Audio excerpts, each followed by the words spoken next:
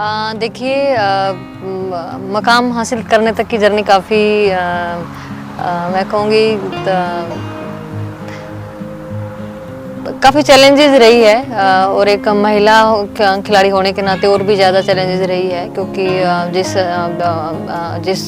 गांव से, जिस क्षेत्र से हम आते हैं, वहाँ पर आज भी बहुत सी चीज़ें हैं जो हमें लगता है कि चीज़ें बदलनी चाहिए, खास करके लड़कियों के लिए, महिलाओं के लिए।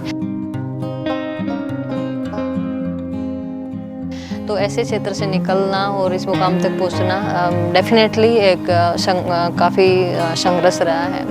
रेसलिंग जैसे गेम को चुना तो यही एक सबसे बड़ी चुनौती थी। मुझे याद है कि जब हम दंगल लड़ने जाते थे तो कई दफ़ा ऐसा भी हमारे साथ हुआ कि हम मिट्टी के दंगलों में हमें लड़ने नहीं दिया गया, कि क्योंकि लोग यहाँ तक भी कहा गया कि कौन से शास्त्रों में लिखा है कि लड़कियाँ कुश्ती करती हैं। तो मतलब ऐसी सोच जहाँ पे लोगों की थी, तो वहाँ पर अपने आप को प्रूव करना, वहाँ पर एक पहचान बनाना, तो और उसके साथ के साथ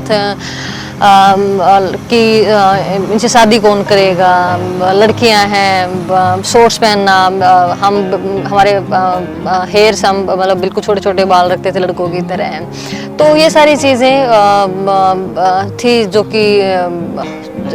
जो कि संघर्ष कह लीजिए उसको या फिर चैलेंजेस कह लीजिए, लेकिन सबसे बड़ा हमें जो फ़ायदा जिस चीज़ का मिला, सपोर्ट जिस चीज़ का मिला, वो हमारे फादर साहब थे। तो मुझे लगता है कि सब चैलेंजेस या सब मुश्किलें कम हो जाती हैं जब आपके पेरेंट्स या आपके जो भी गुरु या कोई ना कोई आपको साथ, आपके पीछे अगर कोई खड़ा होता है ना, तो फिर सारी बाधाएं दूर हो जाती हैं। क्या देखिए, एक लड़की होने के नाते ऐसा कभी नहीं लगा कि नहीं हो पाएगा, और जो नहीं हो, रेसलिंग एक बहुत टफ खेल है। खेल सारे टफ हैं, लेकिन रेसलिंग कॉन्टैक्ट गेम है, तो मुझे लगता है कि और भी टफ है।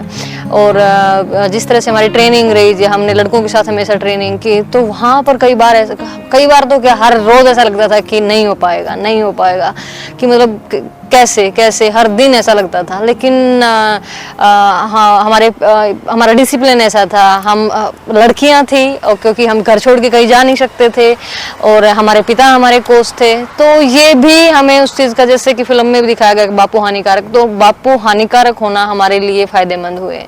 सफर में किसी ने साथ दिया? मैंने अभी भी जिक्र किया कि सफ़र में जो सबसे ज़्यादा साथ दिया वो हमारे पिताजी थे, मेरी फैमिली थी।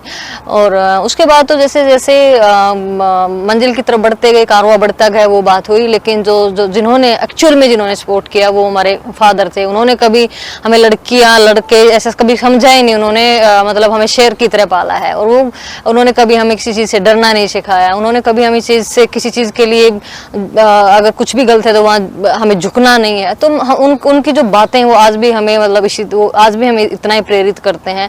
और मुझे लगता है कि हम सब बहनों को यहाँ तक पहुँचाने के पीछे उनका ही सबसे बड़ा योगदान और हाथ है। जी, देखिए, बिल्कुल सही है।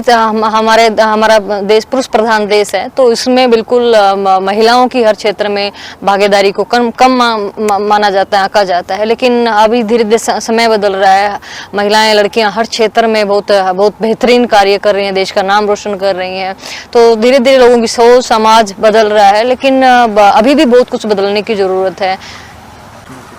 देखिए, वुमेंस डे पे मैं यही कहना चाहती हूँ, सबसे पहले तो हम सभी महिलाओं को दिल और दिमाग से हमें मजबूत होकर के खुद को मैं कहूँगी कि सशक्त बनाने की ज़रूरत है। और उसके साथ साथ आपको फिजिकली भी स्ट्रॉन्ग होना पड़ेगा। आप योग, एक्सरसाइज, आप मतलब कुछ भी फिजिकल एक्टिविटी कीजिए, अपने आप को फिजिकली भी स्ट्रॉन्ग कीजिए।